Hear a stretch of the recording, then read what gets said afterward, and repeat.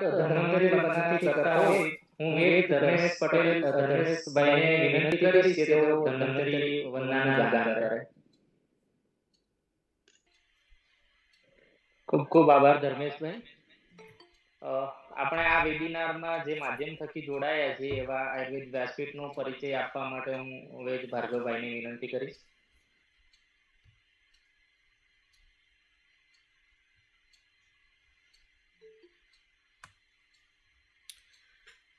ओम अश्विनायज्वरीशो द्रवत्पाणि सुभस्पति गुरुभूजा चनश्यतम.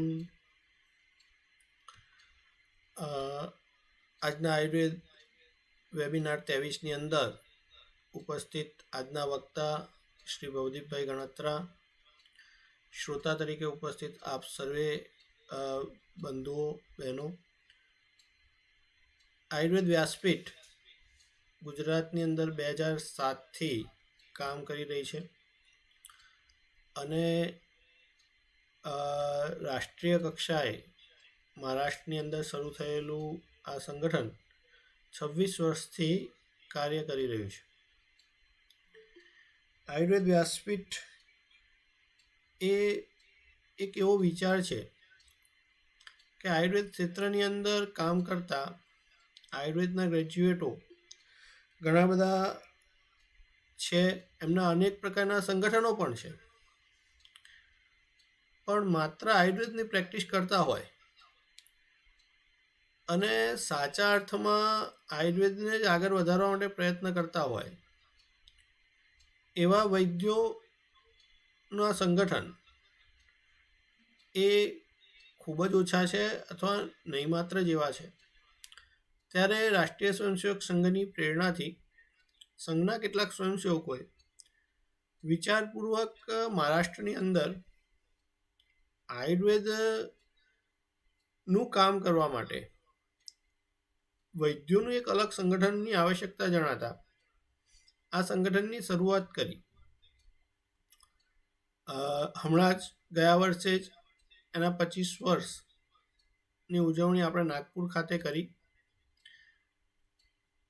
આ સંગઠન મૂળભૂત રીતે નવા વિદ્યાર્થીઓ અને આયુર્વેદના વૈદ્યોને આયુર્વેદ પ્રેક્ટિસ માટે પ્રોત્સાહિત કરવા અને મદદ કરવા માટે સર્જાયેલું છે. આપણે બધા જાણીએ છીએ સંઘ શક્તિ કલયુગે. કલયુગની અંદર જો આપણી કોઈ પણ વાત આપણે કોઈ પણ જગ્યાએ કહેવી હશે તો આપણે સંગઠિત હોવા જોઈશું. સંગઠિત થવું હશે તો મળતા રહેવું પડશે અને જુદા જુદા વિષયો પર વાત કરતા રહેવું પડશે. એટલે જુદા જુદા કાર્યક્રમો કરતા રહીશું તો આપણે સંગઠિત પણ થતા રહીશું.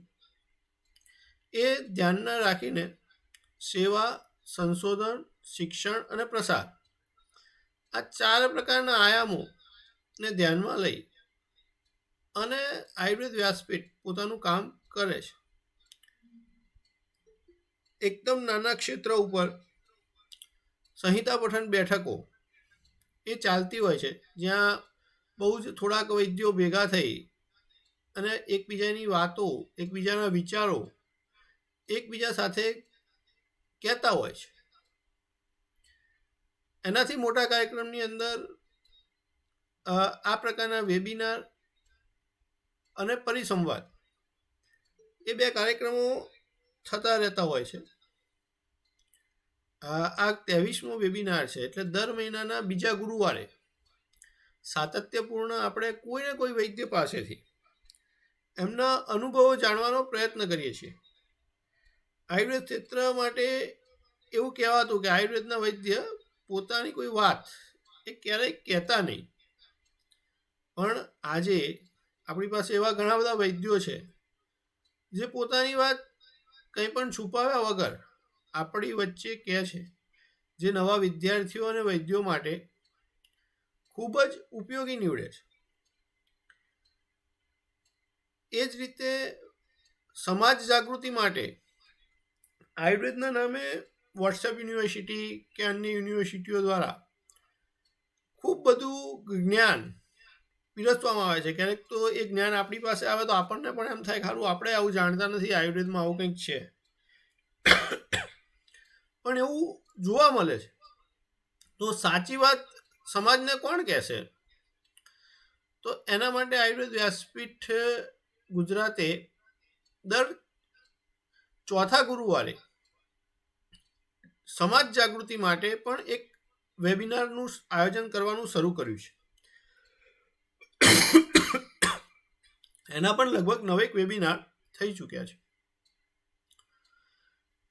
એ પછી શાળાની અંદર જઈને કરીથી કુસુમ સુધી વર્તમાનમાં મિલેટ્સ માટે લોકોની અંદર જાગૃતિ લાવવા માટે મિલેટ્સ વિષયનો કાર્યક્રમ પણ સમાજની અંદર લઈ જવામાં આવી રહ્યો છે. તો આવા વિવિધ આયામોની અંદર આયુર્વેદ વ્યાસપીઠ કામ કરતું હોય છે. દર વર્ષે આયુર્વેદ વ્યાસપીઠની એક દૈનંદિની પણ પ્રકાશિત થતી હોય છે. આપમાંથી મોટાભાગના લોકો આયુર્વેદ વ્યાસપીઠના જુદા જુદા વોટ્સએપ ગ્રુપોના માધ્યમથી જોડાયેલા જ હશો. આપને એની માહિતી પણ મળી જશે. આ વર્ષે કદાચ આપને નોંધાવવાની રહી ગઈ હોય તો પણ આવતા વર્ષ માટે પણ આપ એનામાં પ્રયત્ન કરી શકો છો. આયુર્વેદ વ્યાસપીઠનું 3 વર્ષનું સભ્ય શુલ્ક 1000 રૂપિયા જેવું છે, જે ઓનલાઈન આયુર્વેદ વ્યાસપીઠના વેબસાઇટ પર આપ ભરી અને આયુર્વેદ વ્યાસપીઠના સભ્ય થઈ શકો છો. આયુર્વેદ વ્યાસપીઠને મજબૂત કરી આપણે આયુર્વેદના કામ માટે સંગઠિત થઈએ એ જ અપેક્ષા સાથે અસ્તુ.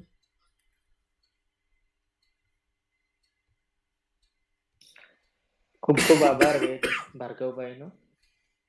હવે આજના આપણા આયુ વેબિનાર 23ના વક્તા વેદ ભૌતિક ગણાત્રા સાહેબ, કે જેમનો ટોપિક છે આયુર્વેદ ચિકિત્સામાં આશ્ચર્યજનક પરિણામો, જેમને સૌ ઓળખીએ જ છીએ, આપણે જાણીએ છીએ. તેમ છતાં હું આયુર્વેદ વ્યાસપીઠ વતી એમનો પરિચય આપવા માટે હું વેદ ધ્રુતિબેન ભટ્ટને વિનંતી કરીશ.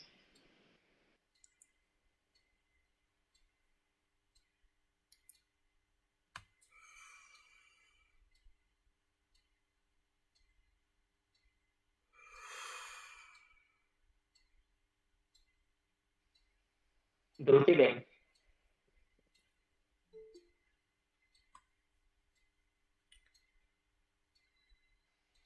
ધ્રુતિબેન નથી લાગતા.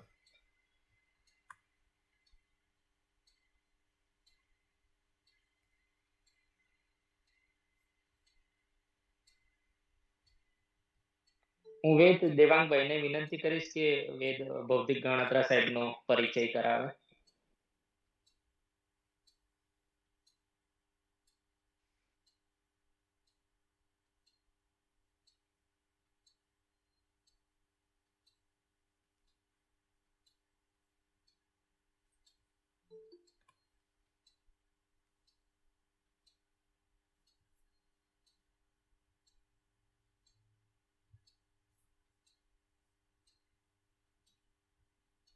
અવાજ નથી પહોંચી રહ્યો,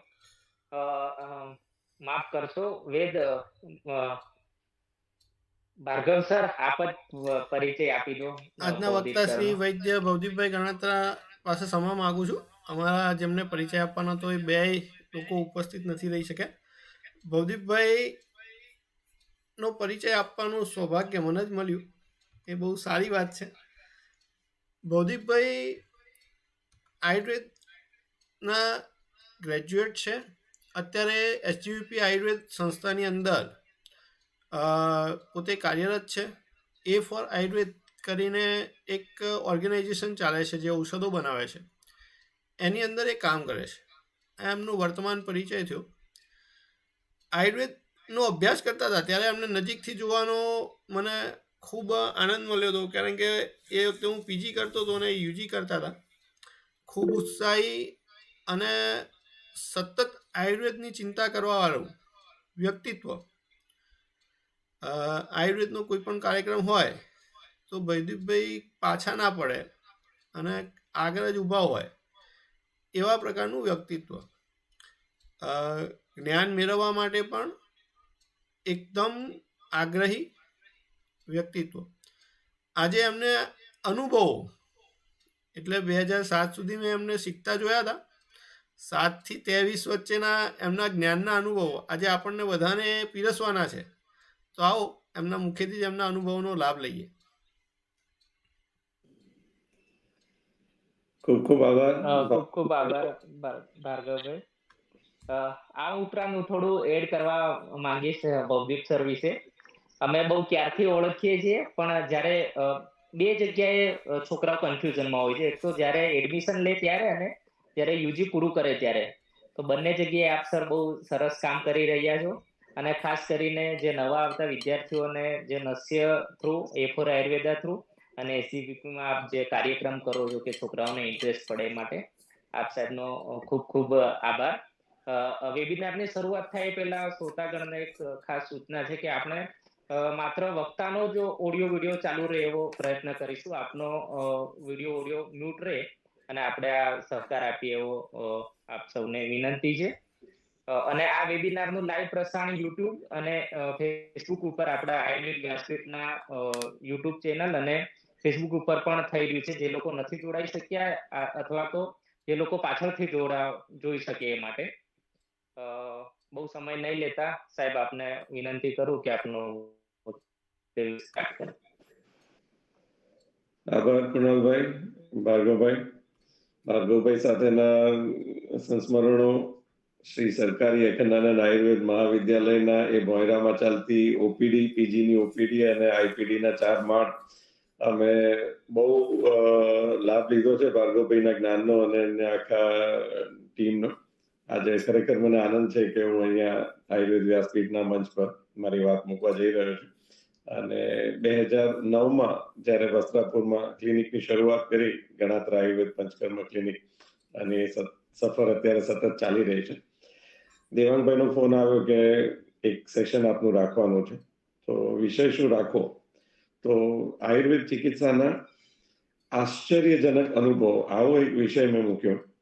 હવે આશ્ચર્ય, આપણે બધા વૈદો અને વિદ્યાર્થીઓ એ તો આપણે આયુર્વેદમાં એડમિશન લીધું પછી વૈદ બન્યા, પણ એ પહેલા આપણે સાદા માણસ તો હતા. એટલે જીવનમાં આશ્ચર્યનો અનુભવ આપણને અનેક વખત થયો છે. એટલે આશ્ચર્ય એ એક એવી ઘટના છે કે જે પહેલી વખત તમે કંઈક એવો અનુભવ કરો કે જેની તમે અપેક્ષા નહોતી રાખી અને ત્યારે જે અનુભૂતિ થાય એને આશ્ચર્ય કહેવાય. એટલે જ્યારે પેલા સાદા ફોન ચાલતા હતા અને શરૂઆતમાં કોકના હાથમાં મોબાઈલ જોઈએ અને ત્યારે જે અનુભૂતિ હતી કે ભાઈ આ લેન્ડલાઇન ફોન અને બહુ તો કોડલેસ ફોન જોયા હોય, પણ મોબાઈલ લઈને કોઈક ફરે અને એમાં કોઈ વાયર ના હોય, દોરડું ના હોય અને વાતચીત થાય, આશ્ચર્ય થાય એમ. કારણ કે એ વસ્તુ રૂટીનમાં જોવા નહોતી મળતી. પછી જોવા મળે પછી ફરીથી આશ્ચર્ય નથી થતું. હવે તો આપણે મોબાઈલથી બધા સારી રીતે જોડાઈ ગયા છે. એમ આયુર્વેદ પ્રેક્ટિસની અંદર જ્યારે પહેલી વખત આવા અનુભવો થતા હોય છે ત્યારે આશ્ચર્ય થતું હોય છે, ને એ ઘટનાઓને એ કેસ હંમેશા યાદ રહી જતા હોય છે. તો એવા આજે મેં થોડા કેસ હું કેસ પેપર સાથે લઈને બેઠો છું અને તારીખ સાથે આપણે એની આજે ચર્ચા કરવી છે. આ એક કેસ છે. 52 વર્ષના બેન, હમણાં આ એપ્રિલ મહિના 2022ના એ આવ્યા હતા. આ બેનને છેલ્લા 30 વર્ષ પહેલા બ્રોન્કિયલ અસ્થમા ડાયગ્નોસ થયું હતું અને ત્યારથી એમને અસ્થમાની તકલીફ રહેતી. અને છેલ્લા થોડાક વર્ષોમાં એમને એક વિચિત્ર સમસ્યા શરૂ થઈ, રનિંગ નોઝ, નાસાસ્ત્રાવ. હવે નાસાસ્ત્રાવ આમ જોવા જાવ તો એ બહુ ગંભીર સમસ્યા નથી, પણ જેમાં આપણી કસ્ટમર કેર સર્વિસ અમુક કંપનીની હોય છે ને, 24/7 એમને 24/7 નાસાસ્ત્રાવની કમ્પ્લેન ચાલુ થઈ. અને આવી ગંભીર પરિસ્થિતિ શરૂ થાય એટલે તરત જ એમના જે રેગ્યુલર ફેમિલી ફિઝિશિયન હોય એમનો સંપર્ક કરે, એમને પ્રયાસ કર્યો, પરિણામ ના મળ્યું. એમણે એમનાથી સુપિરિયર સ્પેશિયાલિસ્ટ પાસે મોકલ્યા અને ત્યાં પરિણામ ના મળ્યું. પછી એમને છેવટે ENT પાસે મોકલ્યા. હવે ENTએ એમની રીતે બધું ચેકઅપ કર્યું અને કીધું કે ભાઈ આમાં તમારે સર્જરી કરવી પડશે. ડેવિએટેડ નેઝલ સેપ્ટમ, એમને કીધું કે આની આપણે સર્જરી કરવી પડશે. ઓક્ટોબર 2021માં એમણે સર્જરી કરી. પછી થોડોક ટાઈમ એમને 50% રાહત થઈ કે ભાઈ નાકમાંથી પાણી આવવાનું 50% ઓછું છે. ફરીથી એ જ સર્જન પાસે ગયા કે ભાઈ આ પડદો વાંકો હતો, આપણે સીધો કર્યો, હજુ પ્રોબ્લેમ પાછો એનો એ જ છે. તો એમણે કીધું કે ભાઈ હવે આમાં મારાથી જેટલું થતું હતું એ બધું થઈ ગયું છે, હવે આ કંઈક વિચિત્ર મને લાગે છે, આ તમે એક વખત ન્યુરો નો ઓપિનિયન લો. હવે એમાં બધા એમણે વધારે ડિટેલ ઇન્વેસ્ટિગેશન કરાયા અને એમાં એક શંકા આવી કે સેરેબ્રો સ્પાઇનલ ફ્લુઇડ CSF લીકેજ, એટલે બ્રેઇનમાંથી આ CSF લીકેજ થતું હોય એવી શક્યતા છે અને ક્યાંથી થઈ રહ્યું છે એના માટે સીટી સ્કેન કરાયો. હવે એમાં એકચ્યુઅલ કોઈ જગ્યાએ એવું પકડાયું નહીં કે ક્યાંથી લીકેજ થઈ રહ્યું છે અને કમ્પ્લેન પુષ્કળ, પેશન્ટ હેરાન થાય. એની કમ્પ્લેનની અંદર running nose is a major complaint. બીજું અનબેરેબલ હેડેક, મતલબ સહન ના થઈ શકે એવું માથું પછાડાતું હોય એવી રીતનું એમને પેઇન થાય, પેઇન કિલરથી કોઈ ફાયદો ન થાય. વીકનેસ, એક્સ્ટ્રીમ વીકનેસ, એ બેસી ના શકે, એમને સૂઈ રહેવું પડે. અને એક્સ્ટ્રીમ એસિડિટી, તીવ્ર ઉદરદાર, આ બધી કમ્પ્લેન્સ સાથે. અને છેલ્લે એવું એમને કર્યું કે ભાઈ આ બધા પ્રયાસ કર્યા પછી એમને પાસે જેટલા શસ્ત્ર સરંજામ હતા એ બધી ટ્રીટમેન્ટ કર્યા પછી પરિણામ નથી મળી રહ્યું. હવે જે બચે છે એકમાત્ર શંકા કે આ સેરેબ્રોસ્પાઇનલ ફ્લુઇડ છે. તાત્કાલિક સર્જરી કરીને ચેક કરવું પડે કે લીકેજ ક્યાંથી છે અને એ જડે તો એનું રિપેરિંગ થાય. અને આમાં એકદમથી આમ નાકમાંથી દદુડા પડતું હોય એવું ચાલુ થાય તો તમારે ઇમરજન્સીમાં સર્જરી કરાવવાની, નહીતર મેનિન્જાઇટિસ ની સંભાવના આમાં રહેલી છે કે મગજમાં ભારે ગંભીર ઘાતક સોજો આવી શકે એવી મેનિન્જાઇટિસની સંભાવના એમને વ્યક્ત કરી. 52 વર્ષનું ફિમેલ પેશન્ટ, અને એમણે નક્કી કર્યું કે હવે જે થવું હોય થાય, મારે મારું મગજ ખોલાવવું નથી. મગજ ખરાબ થઈ રહ્યું છે પણ મગજ ખોલાવવું નથી, મારે સર્જરી કરાવી નથી, બ્રેઇન સર્જરીમાં મારે પડવું નથી. આ એમનો કોલ કન્ફર્મ હતો. હવે એમના જે સગાવાલામાં આપણા વૈદ્યો પાસે જે પેશન્ટ આવતા હોય છે બે પ્રકારના હોય છે. એક ડાયરેક્ટ આપણી પાસે આવે પહેલી વખત, અને બીજા એ કોઈકના રેફરન્સથી આવે કે જેને વૈદ્ય તરીકેનો આપણો અનુભવ હોય અને આયુર્વેદનો અનુભવ હોય કે ભાઈ આયુર્વેદ ગજબ પરિણામ આપે છે. આવો એક જીવતો જાગતો વ્યક્તિ એમના પરિવારમાં હોય ને એ એમને કહે કે ભાઈ તમે એક વખત આનો ટ્રાય કરી જુઓ. આ શબ્દ જે સંવાદ થતા હોય છે ને પરિવારમાં, એમાં બે કોમેડી અને ટ્રેજેડીનું એક જબરું મિક્સચર હોય છે કે તમે આમાં એક હવે ટ્રાય કરી જુઓ. કારણ કે ત્યાં જે એક જ રસ્તો બતાવે છે કે ભાઈ સર્જરીનો, તમારે જવું જ નથી તો હવે મતલબ regular treatment, regular surgery, super speciality અને આ બધું થયા પછી સુપર સેબી ઉપર એવા આયુર્વેદ અને વૈદ પાસે આ પેશન્ટ આવ્યું અને એમના પરિવારમાં એક અનુભવ બીજાને હતો કે ભાઈ આમનાથી પરિણામ સારું મળ્યું. પેશન્ટે આ બધી કમ્પ્લેન કરી.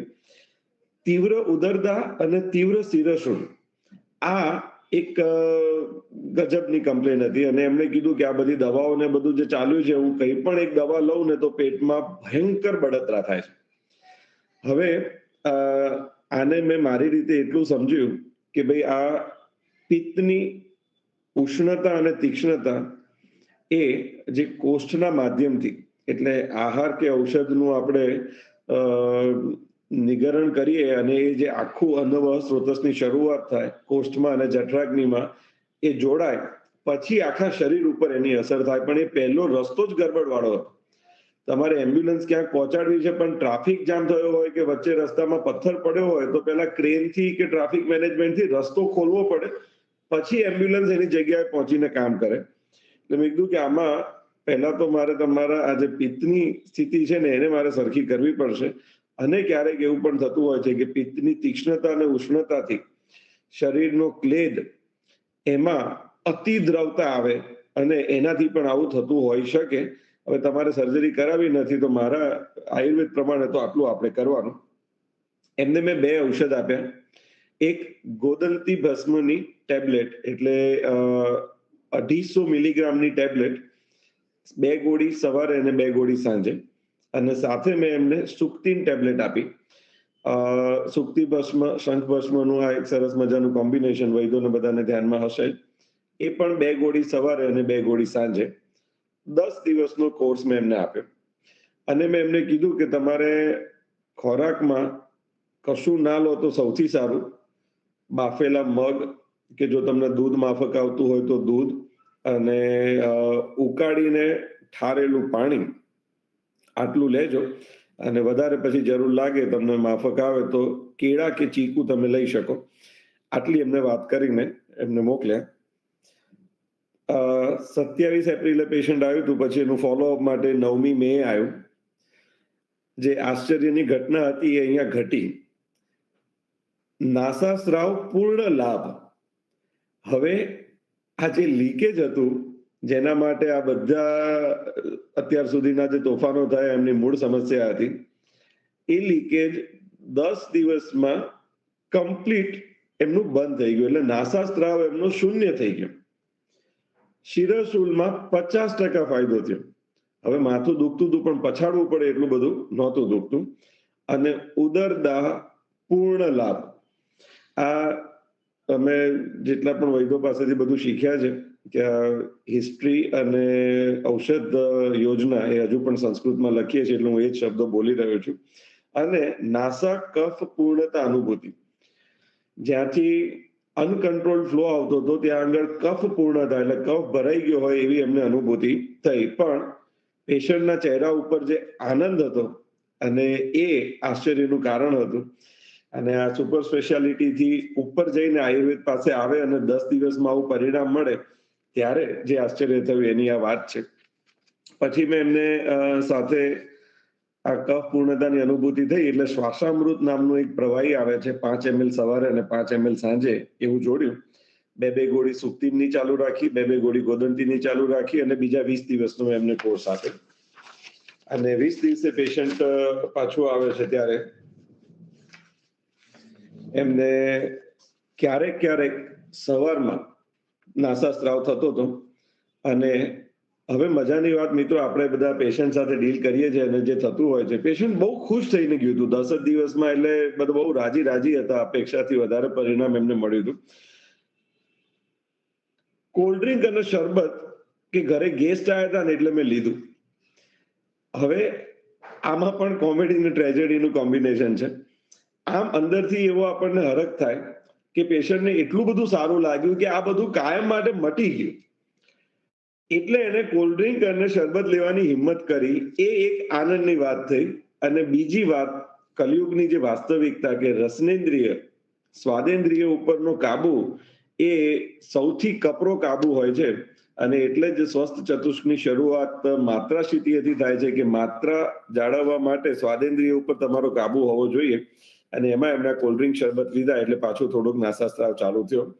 પણ ઉદરદાહમાં સંપૂર્ણ લાભ અને શિરશૂલ જે 50% ફાયદો હતો એ 100% ઉપર પહોંચી ગયો, પૂર્ણ લાભ. હજુ એમને વીકનેસ લાગતી હતી કારણ કે ડાયટમાં આપણે જે રીતનો કંટ્રોલ મૂક્યો હતો એના પ્રમાણે. પછી એમને થોડુંક ગુદ દાહ થવાની શરૂઆત થઈ એટલે શ્વાસામૃત લિક્વિડ આપણે બંધ કર્યું અને એની જગ્યાએ ત્રિફળા ગરમાળો ટેબ્લેટની શરૂઆત કરી. એમને વિબંધની થોડીક સમસ્યા હતી અને સાથે અનુશીવા ટેબ્લેટ, એ પણ રાત્રે 2 ગોળી આપણે શરૂ કરી. અને પછી આજે એ પેશન્ટ સંપર્કમાં છે. છેલ્લી એમને 2 ડિસેમ્બર 2023 એમનું સાથે ટેલિફોનિક ફોલોઅપ થયું. આજે પણ આ સમસ્યાથી એ સંપૂર્ણ મુક્ત છે. એટલે આ સમસ્યામાંથી એમનો મોક્ષ થયો. હવે આવી આશ્ચર્યજનક કેસની વાત મેં આપની સાથે શેર કરી. આવો જ એક બીજો અનુભવ. આ મે 2023 અને 37 વર્ષના એક ભાઈ એ કમ્પ્લેન લઈને આવે છે. 5 વર્ષની ઉંમરથી, એટલે અત્યારે એમની ઉંમર 37 વર્ષ છે, પણ એ 5 વર્ષની ઉંમર એમની હતી ત્યારે એમને એલર્જીક અસ્થમા એવું ડાયગ્નોસિસ થયું. અને ત્યારથી એમને તકલીફ ચાલુ. અને બ્રીધિંગ ડિફિકલ્ટી, શ્વાસ કષ્ટતા, અને હમણાં છેલ્લા 5 વર્ષમાં એમને જે તકલીફ વધી હતી એમાં ગંધ અસહિષ્ણુતા. કોઈ પણ પ્રકારની વિશેષ સુગંધ આવે, ઘરમાં અગરબત્તી કરી હોય કે કોઈએ પરફ્યુમ કર્યું હોય, અને પોતે તો એ પરફ્યુમ કે એવું કશું વાપરી નહોતા શકતા, પણ એવી કોઈ પણ વિશેષ સુગંધ આવે એટલે કોઈ એવી જગ્યાએ ગયા હોય કે જ્યાં ભેજ અને ધૂળ ને એવું બધું હોય, એની પણ કંઈક વિશેષ સુગંધ આવે તો એમને બ્રીધિંગ ડિફિકલ્ટી, શ્વાસકષ્ટતા ખૂબ વધારે થઈ જતી. ક્લોઝડ પ્રિમાઇસીસમાં શ્વાસકષ્ટતા એટલે લિફ્ટમાં કે બાથરૂમમાં કે રૂમ બંધ હોય જ્યાં આગળ 4-5 લોકો ભેગા થઈ ગયા હોય, ક્લોસ્ટ્રોફોબિયા જે આપણે એને કહેવાય, ક્લોઝ પ્રિમાઇસીસમાં પણ એમને સખત સફોકેશન થાય અને શ્વાસકષ્ટતા ચાલુ થાય. ઋતુ સંધિકાલે, અભ્રકાલે, કાલે એટલે વાદળ વાળું જે વાતાવરણ થાય ત્યારે, અને દરેક ઋતુ સંધિ, આમાં એમને એકદમ અસાત્મ્ય અનુપક્ષયમાં આ બે વસ્તુ હતી. એમાં કાસ ઉત્પત્તિ અને વિચિત્ર પ્રકારની વૃક્ષ અને કફજ, એટલે સીઝન બદલાય કે વાદળ આવે ત્યારે ક્યારેક એકદમ કોરી ખાંસી થઈ જાય અને ક્યારેક એકદમ કફ નીકાળે એવી ખાંસી થઈ જાય, પણ એનું કોઈ પેટર્ન એની કોઈ નક્કી નહીં. આ બંનેમાંથી આવું થાય.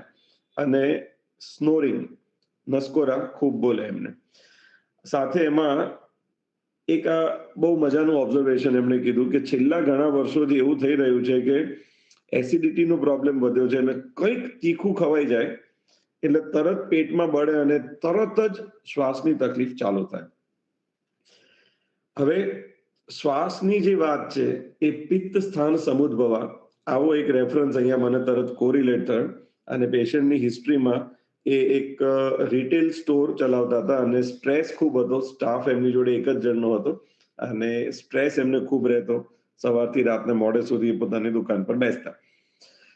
70 કિલો 300 ગ્રામ એમનું વજન હતું. હવે આ જે પોઈન્ટ આવ્યો પિત્ત સ્થાનાત સમુદ્ભવા શ્વાસ રોગની અંદર, એને કન્સિડર કર્યો અને એલર્જીક અસ્થમાની એમની આખી હિસ્ટ્રીને કન્સિડર કરી. એક્સપ્લેન કર્યું કે ભાઈ તમારે કફ વધારે એવા અભિષેકની તમામ પદાર્થો સાવ જ બંધ કરી દેવા પડશે. એમાં દૂધ, દહીં, છાશ, માખણ આ બધું સાવ બંધ કરાયું. અને શરૂઆતમાં મેં રોટલી ભાખરી એટલે પિષ્ટાન લોટવાળી વસ્તુઓ પણ 30 દિવસ માટે એમને બંધ કરાવી. અને નોર્મલ દૂધીનું શાક છે, ગલકાનું શાક છે, ભાજી છે, એવું એ લઈ શકે. ચિકિત્સામાં એટલે ઔષધ ક્રમની અંદર શંખવટી 2 ગોળી સવારે, 2 ગોળી સાંજે. શ્વાસ રોગમાં જ્યારે આ પિત્તનો રેફરન્સ મળે છે અને પિત્તના લક્ષણ મળે છે ત્યારે શંખવટીને અદ્ભુત પરિણામ આપતા મેં વૈદ્ય તુષારભાઈ શાહ, જેમના પાસે હું શીખ્યો છું, એમના પાસેથી મેં જાણ્યું હતું અને એનો મેં અહીંયા આગળ પ્રયોગ શરૂ કર્યો. એલર્જીક અસ્થમાની અંદર એટલે આપણે આખું પ્રાણવહ સ્ત્રોતસની વાત કરીએ, રસપ્રદોષજ વિકારની વાત કરીએ અને શ્વાસ રોગની વાત કરીએ, કાસ રોગની વાત કરીએ. આવું એક આખું એનું ભેગું ચિત્રણ હતું. એટલે ત્રિભુવન કીર્તિ રસ 2 ગોળી સવાર સાંજ. યષ્ટિ મધુ ઘનવટી 2 ગોળી ચૂસવા માટે સવારે, સાંજે અને રાત્રે, એટલે દિવસની 6 ગોળી. અને ગૌમૂત્ર હરિતકી 2 ગોળી સવારે અને 2 ગોળી સાંજે. આ ગૌમૂત્ર હરિતકી એ આપણે વાયુને, એટલે જ્યારે આવું ક્રોનિક કન્ડિશન હોય છે અને બહારના અને શરીરની અંદરના એટલે વાતાવરણના ફેરફાર અને શરીરની અંદર આ એમને બળતરા થવી, ઉદરદા થવો, એસિડિટી થવો અને એનાથી જે ટ્રિગર થાય અને તત્કાલીન વેગ શ્વાસકષ્ટતાનો ચાલુ થાય. એટલે અહીંયા વાયુની જે આ વાત હોય છે કે એકદમથી વેગવત કોઈ લક્ષણ ઊભા થતા હોય ત્યાં વાયુની ભૂમિકા બહુ જ સેન્સિટિવ હોય છે.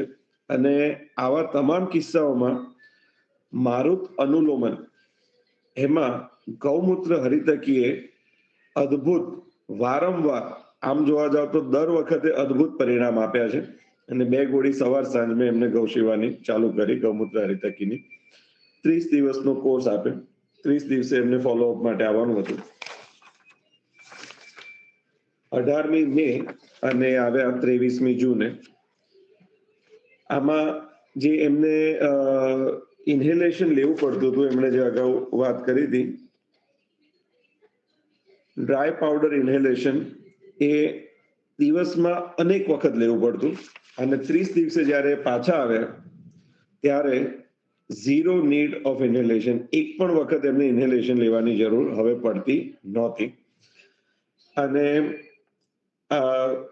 5 વર્ષની ઉંમર થી જે પ્રોબ્લેમની શરૂઆત થઈ હોય અને 37મા વર્ષે પેશન્ટ આપણી પાસે આવે છે, એટલે એની જોડે 32 વર્ષ આ રોગ સાથે, આ પંપ સાથે જોડાયેલા રહેવાનો જે ગુલામીનો અનુભવ છે, અને જ્યારે 30 જ દિવસમાં એને હવે ઇન્હેલેશનની જરૂર નથી પડતી, આ જે મુક્તિનો અનુભવ એ પેશન્ટે વર્ણન કર્યો હતો, એ એક બહુ જ આશ્ચર્ય અને આનંદ આપે એવો હતો કે 32 વર્ષ જૂના મૂળિયા જે રોગના હોય અને એ પોતાની ઉપસ્થિતિ વારંવાર નોટિફિકેશન આપતું હોય કે ભાઈ ચલો પંપ લેવો પડશે, નહીં તો હું તમને શ્વાસ નહીં લેવા દઉં, એટલે શાંતિથી સુખેથી જીવવા નહીં દઉં, અને એના બદલે એમાંથી પેશન્ટ કમ્પ્લીટલી બહાર આવે. આપણા આયુર્વેદથી આવું સુંદર પરિણામ મળે ને એમાં વૈદ તરીકે આપણે નિમિત્ત બનવાનું આવે, એ ખરેખર આનંદની વાત હોય છે. પછી એનું ફોલોઅપ 23મી જૂને જે આયા 30 દિવસની દવા લીધી પછી ના બધા જ ફોલોઅપમાં હવે એમને ખાલી જે સ્ટ્રેસ હતો એ સ્ટ્રેસની એમની રિટેલ શોપના કારણે જે તકલીફ હતી એ હતી, બાકી એમને બીજો કોઈ પ્રોબ્લેમ પછી થયો નથી. અને દવાઓ 30 દિવસ 30 દિવસ 30 દિવસ સેમ કન્ટિન્યુ કરી છે. હવે એક આ જ પેશન્ટ જ્યારે ઓક્ટોબર મહિનો પહોંચે છે, આપણે એની શરૂઆત કરી હતી 18મી મે થી, અને 10મી ઓક્ટોબરે જ્યારે ફોલોઅપમાં આવે છે એમનું ચોથું ફોલોઅપ, બ્રીધિંગ ડિસ્કમ્ફર્ટ, શ્વાસ કષ્ટતા થઈ. અને કારણ શું હતું? કોલ્ડ કોકો પીધો. હવે ફરીથી કોમેડી અને ટ્રેજેડીનો આ પાછો એક જુદા પ્રકારનો સમન્વય. પેશન્ટને કોન્ફિડન્સ આવ્યો કે 32 વર્ષથી હું આ ગુલામીમાં જીવું છું ને હવે તો મારે ઇન્હેલેશન લેવું નથી પડતું, તો ચલો ને થોડીક ચટાકાની છૂટ લઈએ, અને એમણે ઠંડો કોલ્ડ કોકો પીધો. કોલ્ડ કોકો એક એવી વસ્તુ છે કે કોઈ પણ ડોક્ટરના નસીબ ઉગાડી દે ઊભા, અને આવા જીર્ણ શ્વાસના રોગના દર્દી માટે તો આ વસ્તુ લેવા લાયક હોતી જ નથી. અને પેશન્ટે કીધું કે મને સાહેબ એટલો બધો અફસોસ થયો કે મેં આવું શું કરવા કર્યું એમ, પણ હવે આજ પછી મારે જીવનમાં ક્યારે કોલ્ડ કોકો નથી પીવો. પણ આ પરિસ્થિતિ ઊભી થઈ છે. હવે એમાં શંખવટી 2 ચાલુ હતી, એમાં મેં સંશમની 4 ગોળી ઉમેરી, અને યષ્ટિમધુ ઘનવટી ટેબ્લેટ કન્ટિન્યુ કરી, અને ગૌમૂત્ર હરિતકી એમને કન્ટિન્યુ કરી. ત્રિભુવન કીર્તિની અત્યારે જરૂર નહોતી પડી.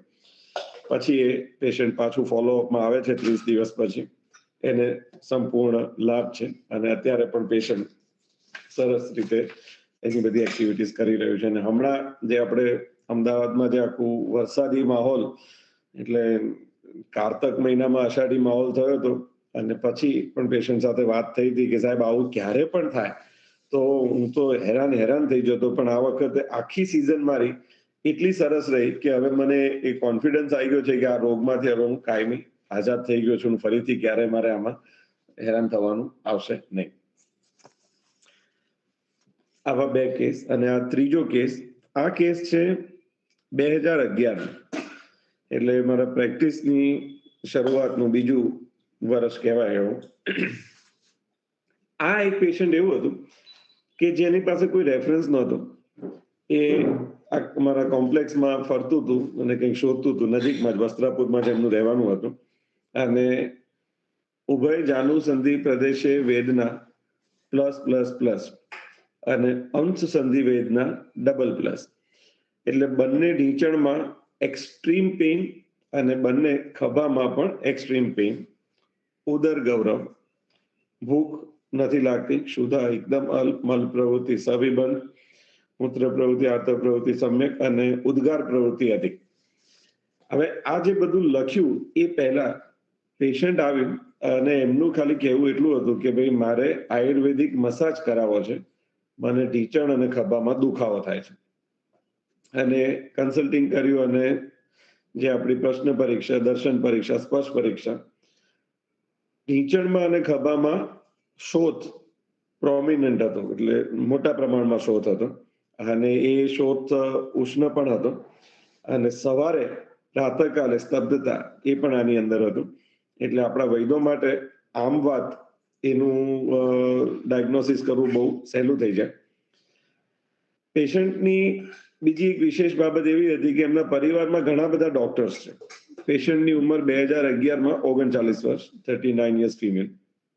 પરિવારમાં ઘણા બધા ડોક્ટર છે, પણ એમના પિયરમાં આયુર્વેદનું ચલણ વધારે, એટલે કે મારે એલોપેથી દવામાં કે એમાં જવું નથી, કારણ કે આમાં મારે અને આયુર્વેદિક દવા પણ મને ઘરેથી કદાચ બધા લેવા ના દે, એટલે મારે ખાલી મસાજ કરાવવું છે. આપણે એમને કાઉન્સિલિંગ કર્યું ને સમજાયું કે આમાં શોથમાં તેલથી અભ્યંગ ન કરાય, તેલનું માલિશ ના થાય. આમાં માત્ર ને માત્ર વૃક્ષ સ્વેદ, વાલુકા સ્વેદ એટલે રેતી ગરમ કરીને ગરમ રેતીની પોટલીનો શેક કરવાનો થાય. અહીંયા કરવો હોય તો અહીંયા, અને તમારે ઘરે કરવો હોય તો ઘરે, પણ તેલની માલિશ તો તમે જાતે પણ ન કરતા, અહીંયા તો થવાની શક્યતા નથી. એમ હવે આ કોઈ રેફરન્સ વગર આવેલું પેશન્ટ હતું, વોક ઇન પેશન્ટ આપણે જેને કહીએ. પેશન્ટ જે થેરાપી લેવા માટે આવ્યું હતું એ થેરાપી લેવાની આપણે એમને ના પાડીએ છીએ, કારણ કે આપણે આયુર્વેદ શાસ્ત્રની વાત આપણે એમની સામે મૂકીએ છીએ કે ભાઈ સોજામાં તેલની માલિશ ના કરાય. આપણે એવું એમને એમની ભાષામાં સમજાવ્યું. પેશન્ટને આયુર્વેદ પ્રત્યે એક માન તો હતું જ, પણ વૈદ તરીકે આપણા માટે માન થયું કે આપણે એમને સાચી સલાહ આપી. કારણ કે એ તો દવા લેવા આવ્યા નતા, ખાલી માલિશ કરાવવા આવ્યા હતા, અને આવું કીધા પછી જતા પણ રહે તો ભલે જતા રહે. આપણા માટે તો આપણું નિદાન અને ચિકિત્સા એને આપણે પ્રામાણિકતાથી ફોલો કરતા હોઈએ. હવે એમણે કીધું કે તો આમાં આયુર્વેદની બીજી કોઈ દવા મને મદદ કરે? જો કે હા, આમ વાતમાં આયુર્વેદ બહુ સરસ મદદ કરે. અજમોદાદી ટેબ્લેટ 2 ગોળી સવારે, 2 ગોળી બપોરે અને 2 ગોળી સાંજે, દિવસમાં 3 વખત લેવાની કીધી આપણે એમને. એરનબ્રસ્ટ હરિતકી 3 ગોળી રાત્રે સૂતી વખતે ગરમ પાણી સાથે, અને મહાયોગરાજ ગુગળ 2 ગોળી સવારે, 2 ગોળી બપોરે અને 2 ગોળી સાંજે.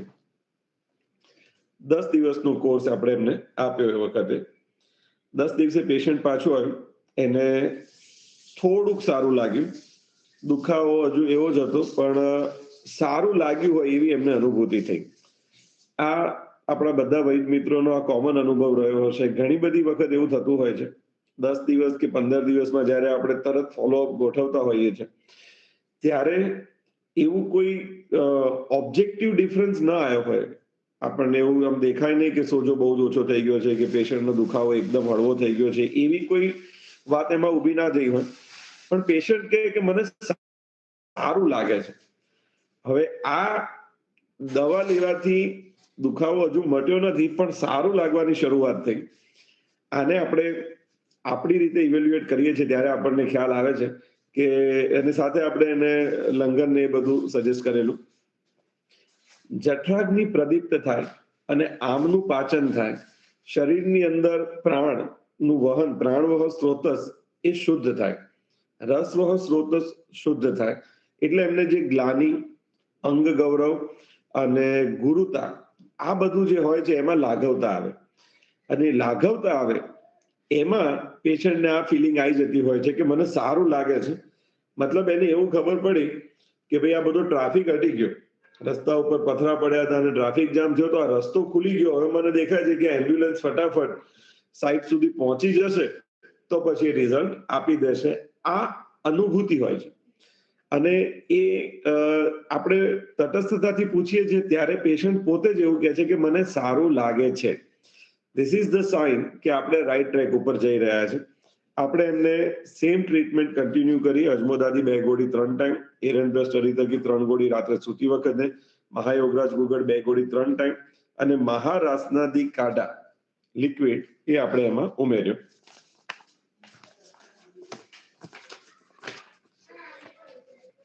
અને હવે પેશન્ટને દુખાવામાં રાહત થવાની શરૂઆત થઈ કે હવે મને દુખાવા ઓછા થયા છે.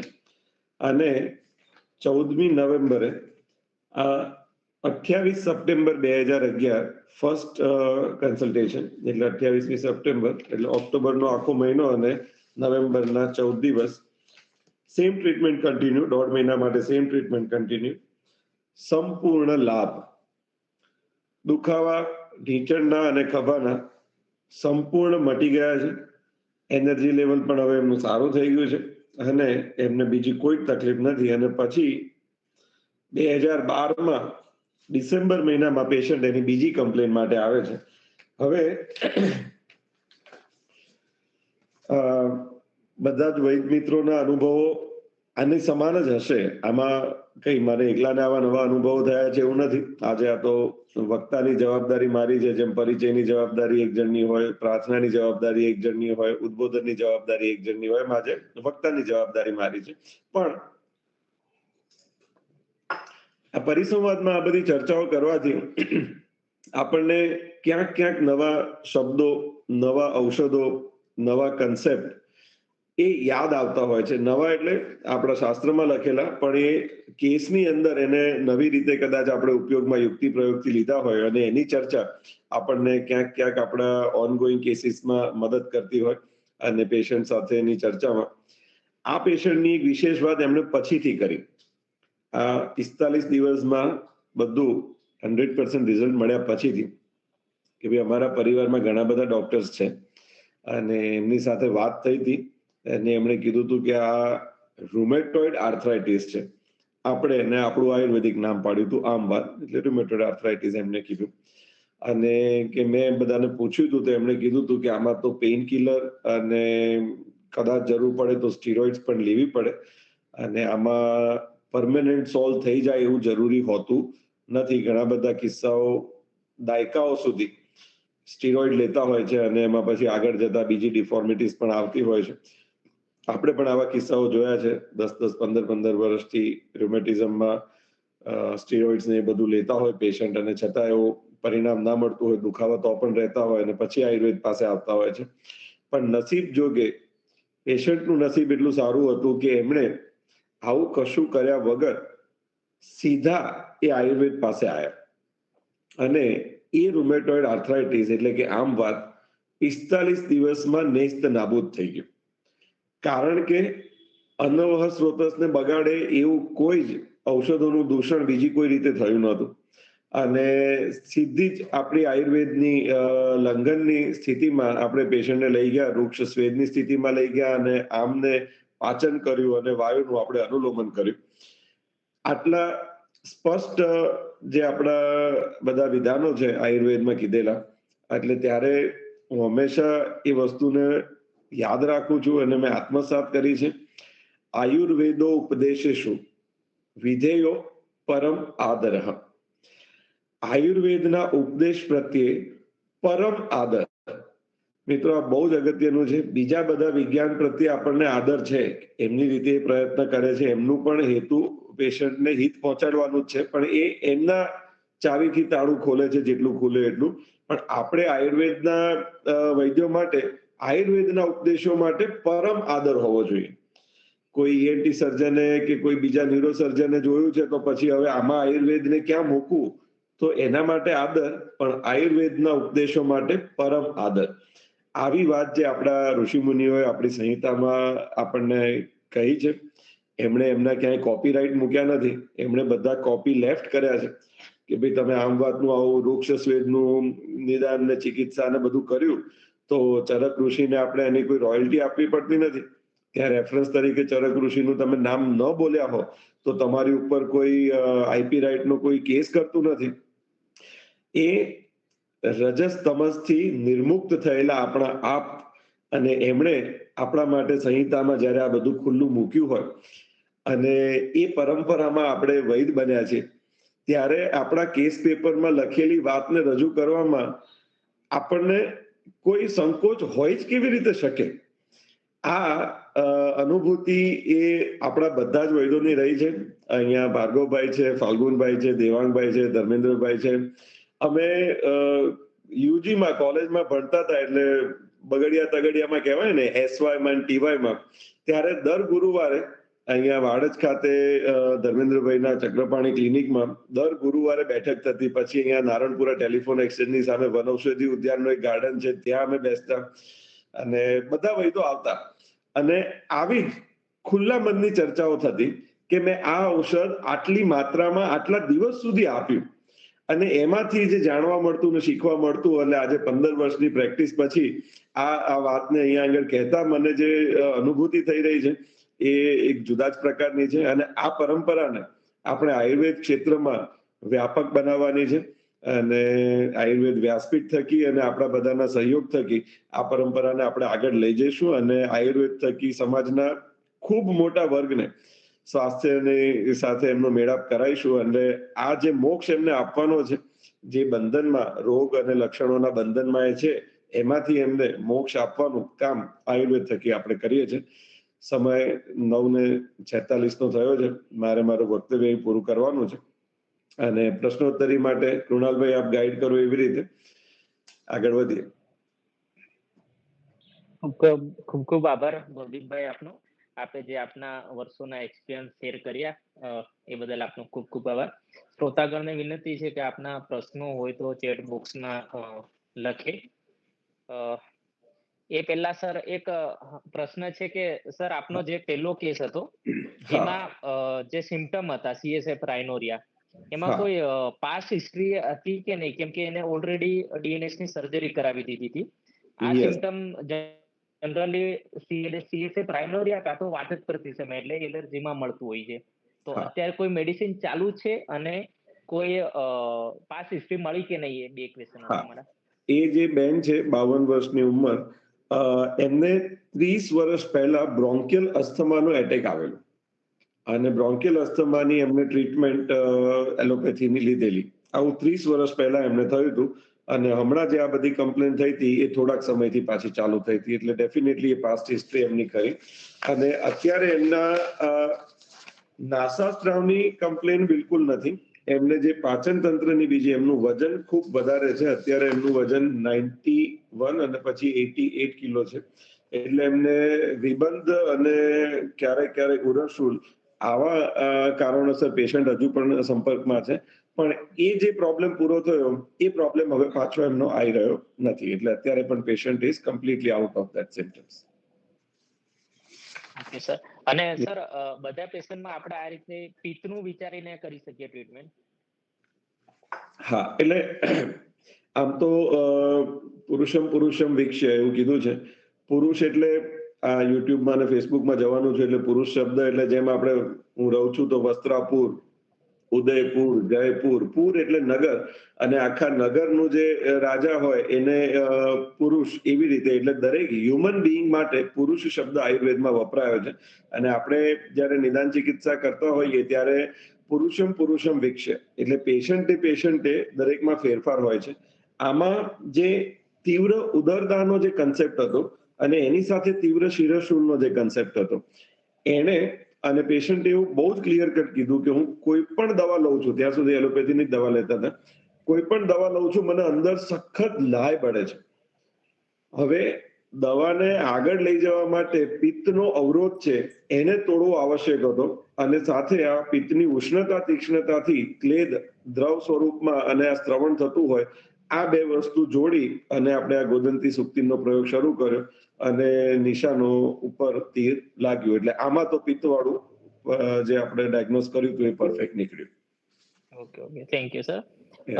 અને સર આપનો જે છેલ્લો કેસ હતો એમાં જેમ અત્યારે તમે ના પાડી કે એને માલિશ નહીં કરાવી શકે, અત્યારે સર કોમ્પિટિશન એટલી છે કેમ કે જ્યારે મને ખ્યાલ છે કે હું ભણતો ત્યારે 7 કોલેજીસ હતી, અત્યારે 37 થી 40 કોલેજો છે અને પ્રેક્ટિશનર બી એટલા વધતા જાય છે. સારી વસ્તુ છે, આયુર્વેદનો પ્રચાર પ્રસાર થાય, પણ ઘણી જગ્યાએ એવું થાય કે જ્યાં જરૂર નથી અને પંચકર્મ થઈ જાય છે. એ બાબતે સર આપ થોડા ગાઈડ કરશો તો વધારે સારું રહેશે. જો કોલેજો તો હજુ 44 થઈ છે, કદાચ 444 થાય તો વાંધો નથી. આ પૃથ્વી ઉપર 700 કરોડ લોકોને આપણે સ્વાસ્થ્ય પહોંચાડવાનું છે અને ભારત દેશનું આયુષ મંત્રાલય અને પ્રધાનમંત્રી નરેન્દ્ર મોદીજીના નેતૃત્વમાં આપણે આયુષ વિઝા ઇન્ટ્રોડ્યુસ કર્યા છે. એટલે આ રજસ તમસથી નિર્મુક્ત થયેલા આપતનો જે આપતોપદેશ પ્રમાણ છે એમાં રજસ તમસથી મુક્ત રહેવું એ આપણા વૈદ્યોની પહેલી જવાબદારી છે. એટલે પંચકર્મની જરૂર હોય તો ચોક્કસ કરવું જોઈએ અને ન હોય તો પેશન્ટને કહેવું જોઈએ કે તમારે પરિણામ જોઈએ છે, એ પરિણામ આપવા માટે આ પંચકર્મ યોગ્ય નથી. કદાચ પેશન્ટ યુટ્યુબ ને ગૂગલ ઉપરથી એને બધી જુદી જુદી રીતે પ્રી માઇન્ડસેટ સાથે આવતું હોય છે કે હું આ પંચકર્મ કરાવીશ ને એટલે આ બટન દબાવીશ એટલે મારો આ દરવાજો ખુલી જશે, પણ એવું હોતું નથી. આપણે તટસ્થ રહીને આપણું નિદાન જ્યારે પેશન્ટને સમજાઈ શકીએ છીએ અને પેશન્ટ સમજી જાય છે તો પછી એ ક્યારેય આગ્રહ રાખતું નથી. અને એને જ્યારે એવું ખબર પડે કે તમે અને પેશન્ટ એક જ ટીમમાં છો અને તમારે રોગરૂપી ટીમની સામે ફાઇટ કરવાનું છે, એટલે તમે એની ટીમમાં છો એ વાત એને જો બેસી જાય મનમાં અને જે ખરેખર હોવી જોઈએ આપણા હૃદયમાં, તો પછી એ તમારે એમાંથી ગભરાવાની જરૂર નથી. એ પેશન્ટ આયુર્વેદ સુધી જોડાવા માટે હંમેશા તમારી સાથે જોડાયેલું રહેશે. Okay sir. સર વિદિતભાઈનો એક ક્વેશ્ચન છે. સર મારા રિલેટિવને ઓસ્ટિયોઆર્થ્રાઇટિસ ગ્રેડ 4 છે, તો એમાં સર્જરી કમ્પલસરી છે? ઓસ્ટિયોઆર્થ્રાઇટિસ ગ્રેડ 4. ઓકે, સર્જરીનો કોલ આમ તો આપણે ચરક મહર્ષિ પણ કહેતા હતા કે એથી દાનવંતરાણામ અધિકાર, જરૂર લાગે ત્યાં સર્જરી કરવી એ પણ પેશન્ટ માટે એક પ્રકારની આયુર્વેદિક ટ્રીટમેન્ટ જ કહેવાય. વેદનાનું સ્તર અસહ્ય થઈ જાય એટલે સહન કરી જ ના શકે, પેશન્ટ બેસી ઉઠી ના શકે, એટલે એમનું જે નિત્ય અનુબંધ છે, એમની ડેઇલી એક્ટિવિટીઝ જે છે એ ડિસ્ટર્બ થતી હોય તો પછી સર્જરીનો વિચાર એમને કરવાનો આવે. પણ આયુર્વેદોપદેશો શું વિધેયો પરમ આદરમાં ઓસ્ટિયોઆર્થ્રાઇટિસ અને ગ્રેડ 4 ને આપણે થોડીક વાર માટે બાજુ પર મૂકીને એમનું આયુર્વેદિક ડાયગ્નોસિસ કરવું જોઈએ. અને મર્માસ્થિ સંધિ સુધી જ્યારે કોઈ સંપ્રાપ્તિ પહોંચી હોય, અસ્થિ ધાતુ, મજ્જા ધાતુ એમાં ઇન્વોલ્વ થયા હોય, એ જીર્ણ વ્યાધિ હોય, કદાચ યાપ્ય સ્થિતિમાં પણ પહોંચી ગયો હોય, આનું આપણે જ્યારે તટસ્થ ડાયગ્નોસિસ કરીએ છીએ તો ઘણી વખત બસ્તી ચિકિત્સા, એમાં તિક્તક્ષીર બસ્તીનો ઉપયોગ કરી શકાય. અનુવાસન આસ્થાપનનો જે રીતે તમારે જોડાણ કરવું હોય એ રીતે કરી શકાય. કારણ કે મર્માસ્થિ સંધિ સુધી તમારે જ્યારે ઔષધને પહોંચાડવું છે ત્યારે તમારે એક મોટો ઉપક્રમ કરવો પડશે અને એના માટે બસ્તી વિધિનો ઉપયોગ આમાં મદદ કરે. અને સ્થાનિક જો શોથ ના હોય તો પછી સ્વેદનનો ઉપયોગ અને અભ્યંગનો ઉપયોગ પણ આમાં કરવો જોઈએ. અને ઇમરજન્સી ના હોય તો પેશન્ટને આપણે એવું કહેતા હોઈએ છીએ કે તમે એક ઋતુ એટલે 2 મહિના, એટલે એક ઋતુ 2 મહિના માટે જો આપણને સમય આપે અને એમાં એ અનુભૂતિ આવે કે મને સારું લાગે છે, then this is the time કે ભાઈ આપણું ઔષધ આપણે જે વિઝનથી ઇન્ટ્રોડ્યુસ કર્યું છે એ સાઇટ ઓફ સંપ્રાપ્તિ સુધી પહોંચી રહ્યું છે. તો પછી એમાં સંભાવનાઓ હોય છે કે જો આજુબાજુના લિગામેન્ટ્સમાં થોડીક સ્ટ્રેન્થ વધે અને એ હાડકાને એ થોડુંક ઊંચું કરી આપે, જગ્યા ત્યાં થોડીક એસ્ટાબ્લિશ કરી આપે, અને એ આજથી 10-15 વર્ષ પહેલા જે બધું બરાબર ચાલતું હતું, એમનું સંધિ બરાબર હતી, એવું થોડુંક એ પોષણ લેવાનું ચાલુ કરે ત્યાંના અસ્થિ ધાતુમાં અને મજ્જા ધાતુમાં, માંસ ધાતુમાં પોષણની સ્થિતિ થોડીક યોગ્ય થશે તો એમાં સુધારો થવાની શક્યતા રહેતી હોય છે. સો કન્ક્લુઝન, આયુર્વેદિક નિદાન કરીને 2 મહિનાનો સમય માંગીને નિષ્ઠાયુક્ત ચિકિત્સા કરવી અને પછી નિર્ણય કરવો જોઈએ. Okay sir. ઓડિયન્સમાંથી એક બીજો ક્વેશ્ચન છે સર. સર કેસ 2 માં યષ્ટિ મધુ ઘનવટી કેમ આપવામાં આવી? હા, બહુ સરસ મજાનો પ્રશ્ન છે. આપણામાં જે વાયુનું પ્રકોપ, કોપસ્તુ ઉન્માર્ગ ગામિત, એટલે કોપ થવો એટલે શું થવું? ઉન્માર્ગ ગામિત, એટલે એક માર્ગ યોગ્ય માર્ગ કહેવાય અને એ સિવાયના બધા જ માર્ગ એ ઉન્માર્ગ કહેવાય, ખોટા રસ્તા. હવે જ્યારે વાયુ ખોટા રસ્તા ઉપર ગયો છે અને આમાં શ્વાસ કષ્ટતા એટલે ઉર્ધ્વ ગતિ એની વિચિત્ર રીતે થઈ રહી છે, એટલે જે સરળ ગતિ થવી જોઈએ, અનુલોમ ગતિ થવી જોઈએ, એના બદલે પ્રતિલોમ ગતિ ચાલુ થઈ. યષ્ટિ મધુ અને જે પિત્ત સ્થાન સમુદ્ભવની વાત કરી હતી એમાં યષ્ટિ મધુનો રોલ ખૂબ સારો હોય છે. અને જ્યારે યષ્ટિ મધુની ગોળી મોઢામાં રાખીને ચૂસવાની, હવે ક્લેદની સ્થિતિ અહીંથી શરૂઆત એની થાય અને ઉદાન વાયુ અને સમાન વાયુ એને નીચે લઈ જવાનું શરૂ થાય ત્યારે અનુલોમનમાં બહુ જ મદદ મળતી હોય છે. અને એ કેસમાં જે પેલું વેગવત શ્વાસ કષ્ટતા થતી હતી, આવું ધ્યાનમાં રાખીને યષ્ટિ મધુ ઘનવટીનો ઉપયોગ એમાં કર્યો છે. ખૂબ ખૂબ આભાર સાહેબ આપનો. આપે જે આપણો ટાઈમ કાઢી અને આયુર્વેદ વ્યાસપીઠ આયુ વેબિનારમાં જે આપને આપના અનુભવો શેર કર્યા એ બદલ આપનો ખૂબ ખૂબ આભાર સર. આ ઉપરાંત અમારા આયુર્વેદ વ્યાસપીઠમાં જે સક્રિય કાર્ય કરે છે અને ગુજરાત આયુર્વેદ વ્યાસપીઠના અધ્યક્ષ પ્રજ્ઞાબેન મહેતાનું ખૂબ ખૂબ આભાર. ઉપાધ્યક્ષ દેવાંગભાઈ પટેલ સાહેબનો, આ ઉપરાંત ફાલ્ગુન સર, ભાર્ગવભાઈ, ધર્મેશભાઈ, જિગ્નેશભાઈ, ધ્રુતિબેન, પરાશરભાઈ, ગિરીશભાઈ, બધાનો ખૂબ ખૂબ આભાર. અને જે લોકો આ આયુ વેબિનારની શૃંખલાને સફળ બનાવે છે એવા શ્રોતાનો પણ ખૂબ ખૂબ આભાર. હવે સમયને ધ્યાનમાં રાખીને આપણે આ વેબિનારને અંત તરફ લઈ જતા હું અહીંયાથી એક કલ્યાણ મંત્ર બોલાવીશ, આપ ત્યાંથી મનમાં એનું ગાન કરશો. સર્વે ભવન્તુ સુખિનઃ, સર્વે સન્તુ નિરામયા, સર્વે ભદ્રાણિ પશ્યન્તુ, મા કશ્ચિત દુઃખ ભાગ ભવેત. ઓમ શાંતિ શાંતિ.